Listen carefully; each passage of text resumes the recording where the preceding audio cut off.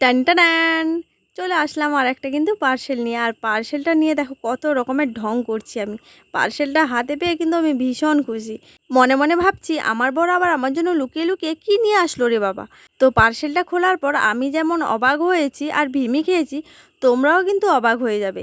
আমার জন্য জিনিস এসছে দেখে দেখো নাচতে নাচতে বাইরে বেরিয়ে পড়েছি। তারপরে জায়গা খুঁজছি, কোথায় বসবো কোথায় বসবো, কোথায় বসে তোমাদের জিনিসটা দেখালে ভালো হবে। একা একা তো আমি কিছুতেই দেখতে পারছিলাম না ঘরে, তাই বেরিয়ে আসলাম বাইরে। এত সুন্দর একটা জিনিস নিয়ে এসছে আমার বর লুকিয়ে লুকিয়ে, তাই তোমাদেরকে দেখাবো আর আমি নিজে দেখব।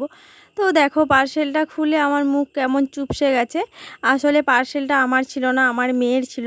অনেক দিন ধরে আমি এমনিতে কেনাকাটি করছিলাম, আমার মেয়ে খুব রেগে গেছিলো। এখন দেখো ওর জন্য ওর বাবা শপিং করেছে। তো মেয়ে তো বাড়িতে নেই, মেয়ে দেখলে কিন্তু ভীষণ খুশি হতো। যাই হোক, মেয়ের জন্য ও যে কিনেছে তাতেও কিন্তু আমি কম খুশি হইনি, আমারও কিন্তু খুব ভালো লেগেছে। আর কত সুন্দর লাগছে দেখো। তোমাদের কেমন লেগেছে অবশ্যই কিন্তু কমেন্ট করো। টাটা।